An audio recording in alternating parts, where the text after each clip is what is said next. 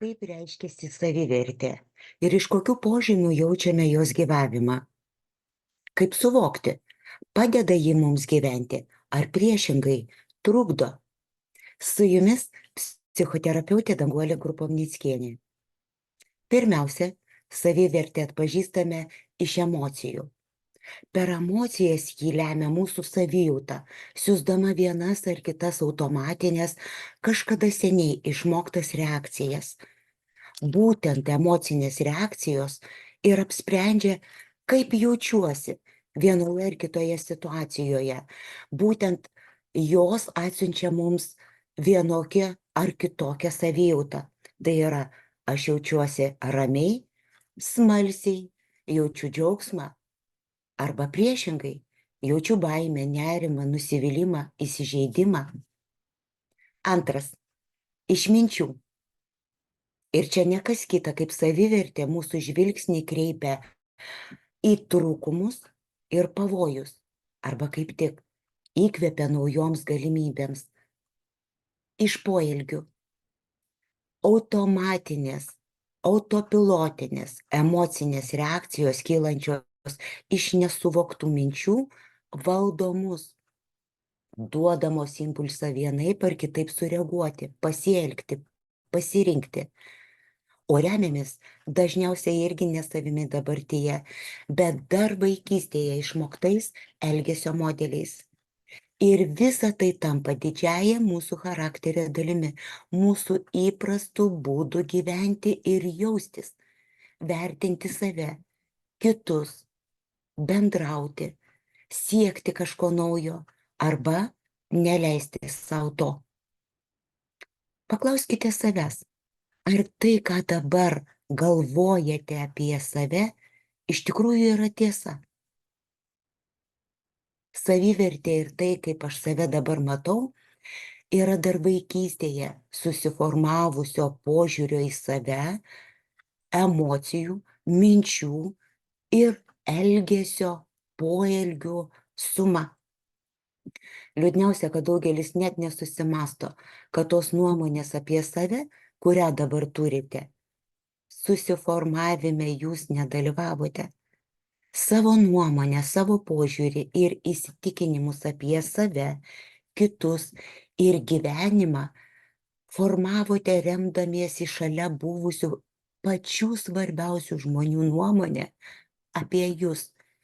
Ir jau apie 5 metus žinojote, kas jums galima, o ko negalite sau leisti.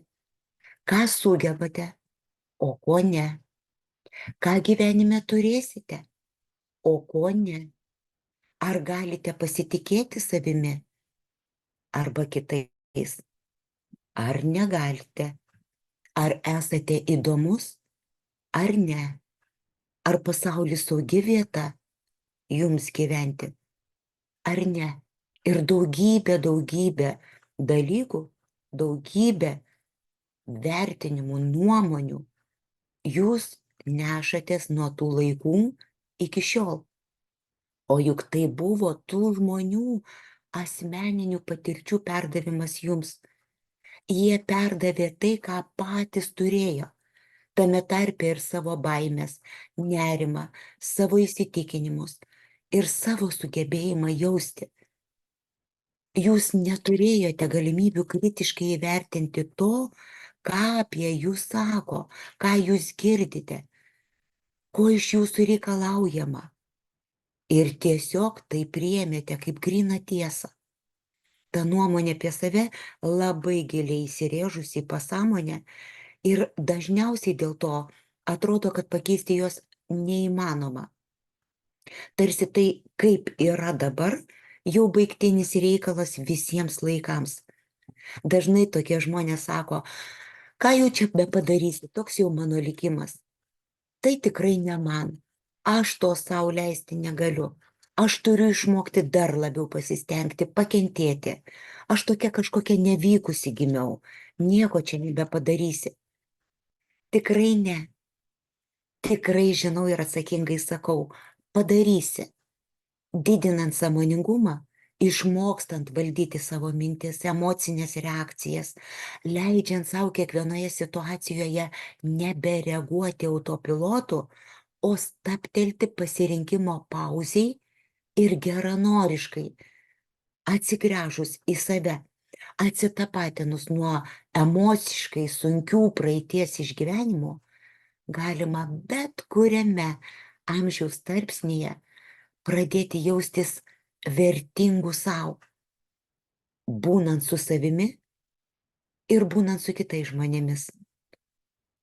Tai sugrąžins pasitikėjimą savimi, pojūtį, kad esu laisvas ir kad galiu gyventi taip, kaip noriu, komfortiškai, lengvai, džiaugsmingai, neprarandant savęs, kai būnu su kitais ir didžiuoti savimi. Tik tai nepasidarys taiga per vieną dieną ar mėnesį. Reikės kryptingai, nuosekliai veikti. Pačiam vienam tai gali būti tikrai sunkoka, bet visada galite rinktis praktinius seminarus, grupinę ar individualią terapiją. Jei nori, galime šiuo keliu eiti kartu. Iki pasimatymo.